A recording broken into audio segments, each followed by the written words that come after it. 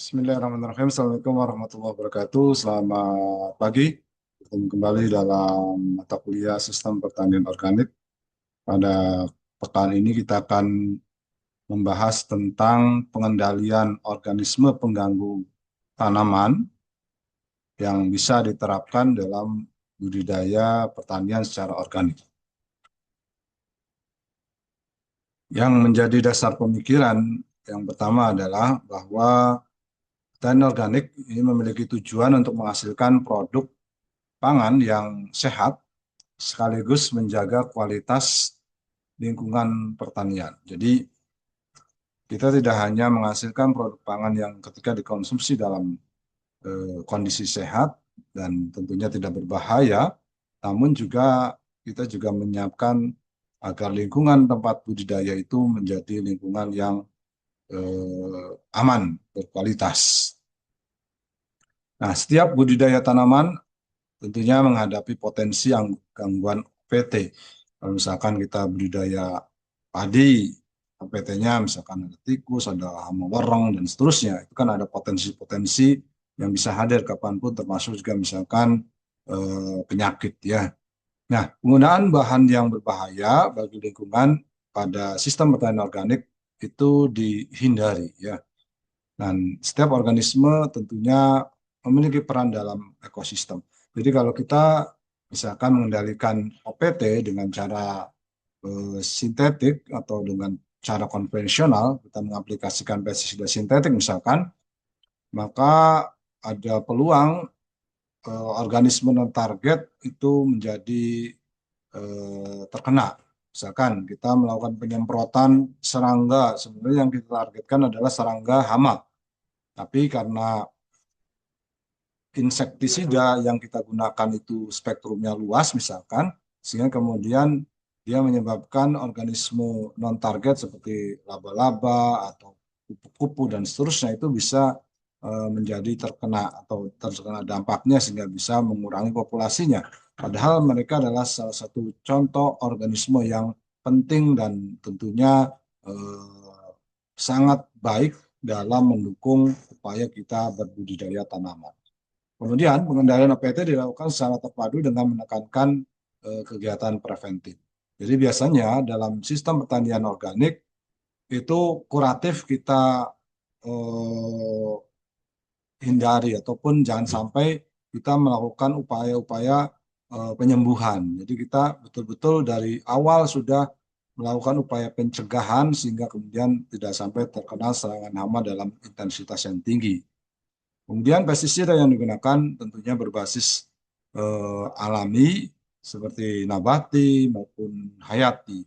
Kalau nabati misalkan contohnya pestisida yang berbahan dasar akar-akaran, daun, dan seterusnya. Sementara untuk yang hayati misalkan berbasis mikroorganisme baik. Oke, jadi dalam pengendalian OPT secara eh, budidaya organik ini kita akan kenal dengan apa yang disebut dengan integrated pest management atau manajemen atau pengendalian atau pengelolaan hama secara terpadu yang memiliki berbagai manfaat. Yang pertama tentunya mengurangi potensi terjadinya resistensi pada hama. Jadi dengan kita tidak menggunakan pestisida sintetik, ada peluang untuk resistensi kita bisa cegah ya. Lalu kemudian mencegah penggunaan pestisida sintetik setelah berlebihan. Tentunya penggunaan pestisida sintetik dalam budidaya konvensional kan seringkali dimasifkan ya. Nah, kalau kemudian ini terus-menerus dalam jangka panjang, tentunya ini akan berdampak pada banyak hal, termasuk pada pencemaran produk pangan, kemudian kerusakan lingkungan dan seterusnya. Maka kemudian penggunaan secara berlebihan itu kita hindari dengan manajemen hama secara terpadu ini, secara organik ini. Kemudian membatasi dampak negatif dari bahan kimia berbahaya bagi masyarakat ataupun bagi lingkungan. Ketika kita menghindari penggunaan bahan sintetik, tentunya pencemaran pada produk pangan akan kita bisa hindari, termasuk juga pencemaran terhadap lingkungan ya. Kemudian kita juga bisa melindungi, menjaga biodiversitas. Jadi pengaplikasian pestisida sintetik secara berlebihan dalam frekuensi yang panjang itu dapat menyebabkan penurunan populasi mikroorganisme ataupun populasi organisme yang ada di dalam lingkungan pertanian itu. Sehingga kemudian ketika kita menghindari penggunaan pestisida sintetik dan lain sebagainya yang agrokimia yang sifatnya memberikan, tentunya kita bisa mencoba untuk kemudian melindungi biodiversitas yang ada. Sehingga keanekaragaman populasi mikroorganisme dalam ekosistem pertanian itu bisa kita jaga, sehingga disitulah mereka kemudian saling terkait untuk bisa dalam rantai makanan misalkan dia bisa saling mengendalikan. Nah, kemudian yang terakhir tentunya kita bisa menjaga atau melindungi ketahanan pangan kita. Kenapa? Karena kalau kita melakukan upaya pengendalian hama secara terpadu dengan berbasis misalkan organik, maka keberlangsungan pangan itu bisa terjaga karena memang eh, tidak ada misalkan kerusakan atau kematian hama non target, lingkungan bisa terus alami, terjaga, tidak rusak dan seterusnya, sehingga kemudian pada masa yang akan datang ketahanan pangan kita bisa terjaga. Nah, kemudian di dalam sistem manajemen hama secara terpadu ini, kita biasanya melakukan beberapa tahapan. Yang pertama tentunya kita mengupayakan tahap pencegahan atau prevention. Kita lakukan pencegahan, misalkan bagaimana eh, penggunaan, apakah kita menggunakan pestisida nabati berbasis alami atau misalkan menggunakan eh, feromon, kemudian menggunakan lampu yang menjerap si hamanya tersebut sehingga kemudian populasinya berkurang. Lalu kita juga lakukan monitoring. Kita betul-betul monitor keberadaan hama, intensitasnya dan seterusnya. Kemudian kita juga bisa lakukan identifikasi hamanya yang menyerang itu apa saja, kemudian bagaimana potensi intensitas serangannya dan seterusnya, sampai kemudian kita bisa melakukan aksi-aksi dan kontrol yang kita bisa lakukan secara langsung. Misalkan kita eh, mengambil hama-hama dari lingkungan yang memang misalkan dari tanaman kita yang kena hama itu, kita bisa lakukan aksi secara langsung, baik itu secara mekanis ataupun yang lain. Nah, strategi yang bisa kita gunakan dalam sistem pertanian organik untuk pengendalian OPT ini adalah strategi kultural, ya, berbasis budaya, kemudian mekanik, kemudian ada juga biologi, ya. Lalu pengendalian hama bagaimana untuk kita bisa lakukan dalam sistem pertanian organik? Nah, ada beberapa. Yang pertama, kita bisa lakukan pemilihan jenis tanaman atau varietas yang tahan terhadap serangan hama tentunya. Kemudian waktu tanam juga kita sesuaikan, betul-betul kita harus jangan sampai misalkan di satu tempat sudah panen kita baru tanam, ya hamanya tentunya akan terus-terusan menyerang karena memang ketersediaan sumber pangan bagi hama akan ada terus.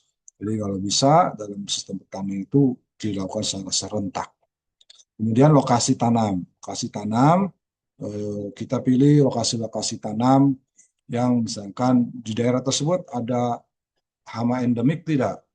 Kalau memang ada hama endemik, misalkan kelompok tikus, maka jangan sampai kita menanam tanaman budidaya yang disukai oleh tikus di situ ya, dan seterusnya. Dan ini didasarkan pada beberapa hal ya, kita pemilihan varietas atau pemilihan waktu tanam dan lokasi tanam itu karena dalam setiap tanaman tentu ada mekanisme pertahanan terhadap hama sebenarnya. Nah, ada beberapa tanaman yang memiliki kekebalan terhadap hama tertentu. Entah itu memang hasil perakitan ataupun secara alamiah ya. Nah, makanya kemudian kita gunakan si varietas-varietas tanaman ini yang memang tahan terhadap hama di lingkungan tersebut. Kemudian setiap hama memiliki siklus hidup dan periode perkembangbiakan tertentu. Jadi kita harus betul-betul pelajari hama outbreak-nya, misalkan contoh orang ini tahun 2026 di wilayah Banyumas betul-betul memiliki intensitas serangan yang tinggi sehingga sebagian besar petani gagal panen. Hanya sebagian kecil yang kemudian dia bisa panen dalam jumlah tertentu, drastis lah. Nah, tentu kita ketika kita pelajari ada periode-periode hama ini outbreak atau berkembang dengan pesat. Misalkan beberapa tahun lalu juga lah, pernah terjadi outbreak warang ini. Jadi mungkin perkiraan kita 3 tahun sekali akan terjadi outbreak ataupun si hamanya itu bisa berkembang dengan sangat pesat, tapi itu tentu juga bergantung kepada sistem budaya yang kita gunakan. Kalau kita menggunakan sistem budaya konvensional, tentunya ada peluang outbreak itu ataupun ledakan hama itu akan terjadi secara sering gitu ya. Kemudian tentunya kita harus jaga kondisi lingkungan kita ya. Kalau ternyata dia punya kelembapan yang tinggi, biasanya itu disukai hama ya, termasuk juga eh, kondisi suhu yang tinggi. Nah, oleh karena itu kita bisa juga lakukan pengendalian hama melalui sanitasi lingkungan. Sanitasi lingkungan itu menjaga kebersihan dan tingkat kelembapan lingkungan, sehingga kemudian menghindari perkembangan hama ya. Jadi kalau misalkan orang itu suka sekali kondisi lembab, maka kemudian jangan sampai lingkungan tersebut terlalu lembab ya, sehingga kemudian kadar air yang ada di dalam tanah itu jangan sampai betul-betul tinggi sehingga kelembapannya menjadi tinggi sehingga disukai oleh orang. Kemudian menanam tanaman barrier atau refugia, jadi di sekitar tanaman budidaya kita bisa lakukan upaya penanaman tanaman penghalang ya, yang sebenarnya tujuannya adalah mengalihkan, jangan sampai si hama itu menyerang tanaman budidaya kita, tapi mereka akan teralihkan ke tanaman barrier ini, termasuk refugia jenis bunga-bungaan itu ya. Nah itu bisa di situ mengalihkan hama sehingga dia tidak menyerang tanaman budidaya kita. Saya di sekitar tanaman budidaya kita bisa tanam tanaman barrier atau penghalang, kemudian juga refugia. Kemudian kita juga bisa lakukan penggunaan jebakan berwarna, cahaya, aroma maupun jebakan fisik.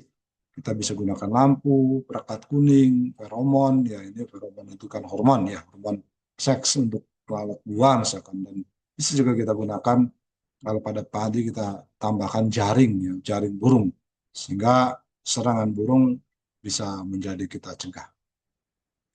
Jangan lupa juga kita bisa lakukan upaya tumpang sari ataupun pola tanam polikultur. Jadi jangan sampai kita hanya menanam satu jenis tanaman di satu tempat, tapi berusaha untuk menanam beberapa tempat. Sehingga kemudian tentunya karena masing-masing tanaman punya hama beda-beda, sehingga kemudian ada ekosistem yang bisa terjaga, sehingga kemudian menghindari serangan hama yang tinggi ya.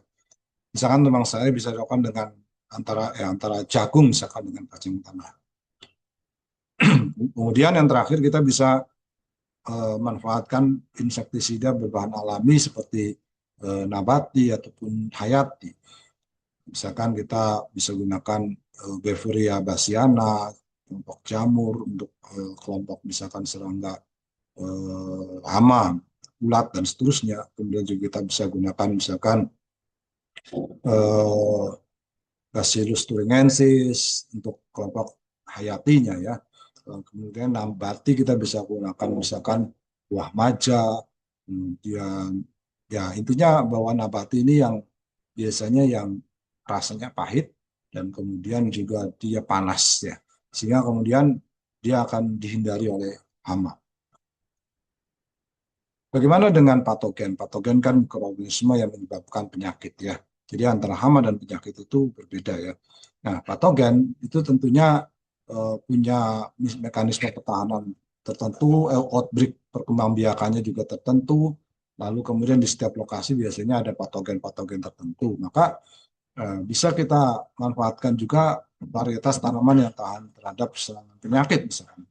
Nah, waktu tanam dan lokasi tanam juga kita bisa sesuaikan. Jadi kapan kita menanam tanam budidaya itu juga jangan hanya sembarangan ya. Kita harus betul-betul eh, estimasi gitu kan di daerah tersebut ada serangan patogen, kapan biasanya dia menyerang, kapan posisi kondisi yang lembab dan seterusnya. Kita jaga sanitasinya sehingga kemudian kelembapan bisa menjadi terjaga, kebersihan terjaga sehingga harapannya serangan patogen bisa berkurang. Selain tersebut kita bisa juga tanam tanaman barrier ataupun tanaman refugia sama seperti pengendalian hama ya. Nah, apalagi setelah itu kita bisa mengatur iklim mikro. Kita mencoba untuk mengatur kelembapan supaya jangan sampai terlalu lembab kan ya. Maka kita bisa atur jarak tanam ya antara misalkan padi, jarak tanamannya misalkan 25 kali 25 cm. Jangan sampai terlalu dekat. Kalau terlalu dekat nanti potensi kelembapannya menjadi tinggi. Nah, itu senang tuh hama ya. Nah, arah lajur petanaman juga harus kita sesuaikan. Jadi biasanya misalkan kalau posisi arah mataharinya timur barat misalkan, maka bedengan yang kita buat misalkan nih, jangan sampai kemudian melintang ya, sehingga kemudian ketika eh, pagi hari hanya sebagian yang kena matahari, ketika sore hari atau siang hari ada sebagian yang terkena matahari. Kita upayakan total daerah tersebut terkena matahari, ya, sinar matahari. Kemudian irigasinya juga harus kita atur sehingga kemudian betul-betul jangan terlalu banyak air sehingga terlalu lembab ataupun jangan sampai terlalu kekurangan air. Tumpang sari juga kita bisa upayakan ya sehingga kemudian serangan penyakit ini bisa penyakit karena patogen tentunya ini bisa kita hindari. Kemudian kita bisa eh, tambahkan misalkan eh, pestisida yang berbahan hayati ya misalkan ada kelompok bacillus yang kemudian berperan untuk mencegah patogen tertentu karena dia menghasilkan misalkan eh, senyawa kimia yang disebut dengan misalkan antibiotik ataupun misalkan dia senyawa kimia yang bisa mengikat nutrisi yang dibutuhkan oleh patogen. Ya. Jadi ada beberapa mikroorganisme penting yang dia menghasilkan senyawa kimia seperti misalkan siderofor. Dia siderofor itu bisa mengikat besi Fe ya Fe13 diikat sehingga kemudian ketersediaannya bagi organisme patogen menjadi terbatas sehingga patogen menjadi mati. Bagaimana upaya pengendalian terhadap gulma? Bisa kita gunakan mulsa ya. Mulsa ini bisa macam-macam, ada mulsa plastik kalau mau kita pakai mulsa organik ya kita bisa pakai. Kemudian mulsa ini juga selain mengendalikan patogen juga mencegah apa namanya kelembapan yang terlalu berlebihannya. Baik, kemudian yang kedua pengenangan dan pengaturan irigasi. Jadi jangan sampai misalkan kita lupa melakukan irigasi, misalkan sehingga patogen, bukan sehingga gulma menjadi tumbuh dengan pesat. Maka kemudian biasanya misalkan di budidaya padi, sebagian petani kemudian menggenangi sawah mereka. Tujuannya sebenarnya adalah upaya untuk mencegah tumbuhnya eh, gulma ya. Kemudian kita pakai herbisida kita bisa gunakan. Contohnya garam laut atau air laut sehingga kemudian gulma menjadi mati. Lakukan juga penyiangan secara manual ataupun menggunakan alat sehingga rumput-rumput ataupun gulma kita bisa kendalikan. Nah, selain itu ada juga upaya pencegahan lain yang kita bisa lakukan. Eh, Kita tingkatkan daya tahan tanaman terhadap hama dan atau patogen melalui ketercukupan dan keseimbangan hara. Jadi kata kuncinya juga bahwa tanaman itu bisa sebenarnya bisa bertahan ketika kita upayakan dia cukup haraknya ya, seimbang harak. Jangan sampai terlalu berlebihan misalkan kita terlalu banyak memakai hara nitrogen misalkan, sehingga kemudian peluang tanaman itu terkena hama menjadi meningkat misalkan. Jadi kita harus seimbangkan hara yang dibutuhkan oleh tanaman. Kemudian input bahan organik yang cukup ke dalam tanah mampu meningkatkan keragaman mikroorganisme. Jadi jangan lupa ya, karena sebagian besar petani, khususnya tanaman padi itu biasanya minim mengaplikasikan pupuk organik. Nah, ini tentunya harus kita upayakan ya, bahwa dalam budidaya kita gunakan pupuk organik. Tujuannya adalah sebenarnya kita meningkatkan keberagaman dan populasi mikroorganisme tanah yang tentunya bisa mencegah perkembangan patogen seperti patogen keluar tanah misalnya. Kemudian keberadaan musuh alami di area petanaman mampu mengendalikan populasi hama. Jadi tanaman-tanaman refugia misalkan itu bisa menjadi tempat atau habitat dari musuh alami. Atau misalnya kita menggunakan tanaman-tanaman keras di sekitar tanaman budidaya kita, nanti di situ bisa menjadi tempat atau habitat burung dan seterusnya yang kemudian contoh misalkan burung hantu dan yang lainnya misalkan itu kan bisa mengendalikan hama tikus misalkan. Dan upayakan untuk betul-betul bahwa ada musuh alami yang kita bisa kemudian kembangkan di situ ya, sehingga dia bisa tumbuh berkembang dengan baik musuh alaminya sehingga hama bisa menjadi terkendali. Kemudian varietas lokal memiliki daya adaptasi. Jadi jangan lupakan, jangan kita hanya fokus kepada varietas yang unggul tapi melupakan juga varietas lokal. Varietas lokal seringkali memiliki kemampuan adaptasi yang baik di lingkungan tersebut. Jadi beberapa varietas lokal misalkan dia punya kemampuan yang baik terhadap hama dan penyakit yang lokal di situ gitu ya, karena sudah biasa. Nah, dulu terkenal sekali misalkan padi varietas kerendong, tapi sekarang karena memang masyarakat membutuhkan tanaman padi yang panennya lebih cepat, hibrida dan seterusnya, sehingga kemudian varietas-varietas lokal menjadi ditinggalkan. Padahal sayang sekali.